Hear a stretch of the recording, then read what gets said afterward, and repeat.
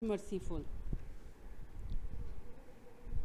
Dear students, today I will teach you opposition and persecution by Quraysh. Here are some of the main points which I am going to share. Number one is the Quraysh were very angry at the open preaching of Islam. Holy Prophet, peace be upon him, declared his message in public, changed the picture as the whole society. Makkans tried to stop Hazrat Muhammad talking to his uncle. Slaves and unprotected suffered terribly. Dear students, when the Holy Prophet ﷺ declared his message in public and called the people of Makkah to adopt it as a faith and the way of life, he moved into a new stage in the history of preaching Islam. Up till now, the Holy Prophet ﷺ and his followers had confined themselves to preaching Islam to a limited number of people. The Holy Prophet ﷺ declaration of his message had changed the picture as the whole society was now called upon to accept total change, where they were not only asked to pay homage to Allah instead of their idols, but they were also asked to bring about a complete change in their social conduct, economic and commercial practices, as well as their political thought and influence. Makkans tried to stop Hazrat Muhammad by talking to his uncle Abu Talib, who was his protector. They wanted him to stop protecting his nephew. On receiving this complaint, Abu Talib tried to persuade the Prophet ﷺ to stop preaching, but later said that Allah had told him to do it. Slaves and unprotected suffered terribly. The response of the influential people of Makkah was hostile. They felt that unless they met the new call with stiff opposition, it was bound to accept it by a large section of the population, especially the poor and the slaves. Dear students, who took the lead in the opposition were Abu Jahl, Abu Lahab, Abu Sufyan, Walid bin Mughira, Utbah bin Rabi.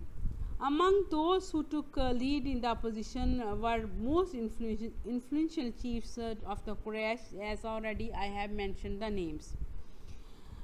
And the poor and the weak converts to Islam, as it is mentioned here, Bilal, Ammar bin Yasir, etc.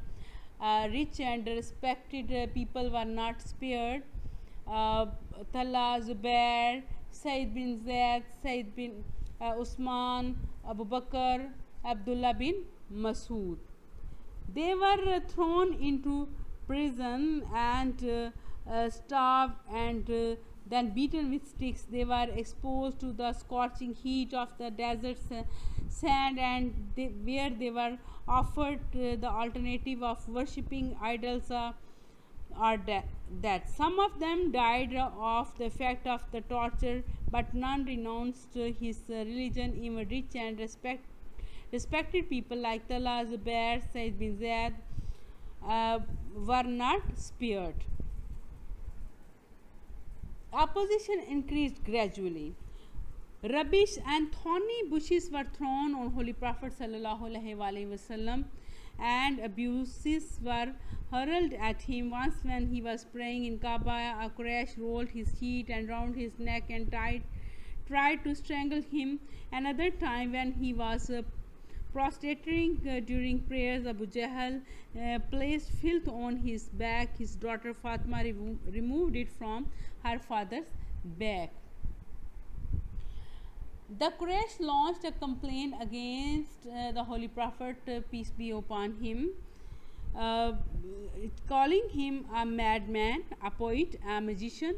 Poems were written to ridicule the Holy Prophet ﷺ. Abu Lahab forced his two sons to divorce their wives, Ruqayya and Kulthum.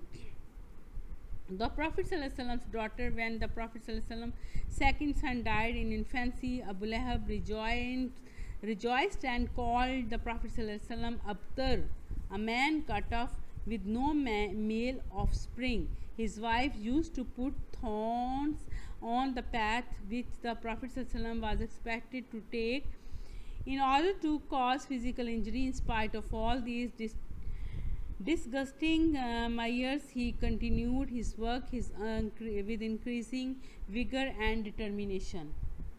Insults and persecution had no effect on the Prophet sallallahu alaihi wasallam.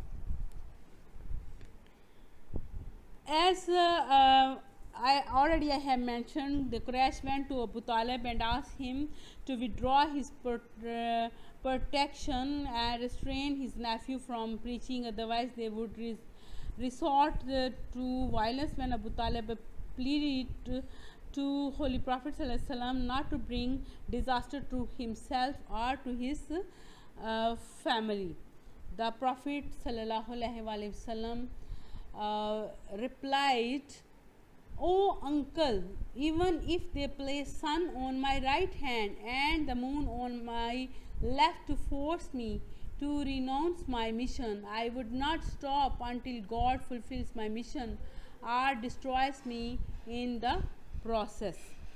Hearing this, Abu Talib said to him, "Go and preach what you please, for God I will not forsake you."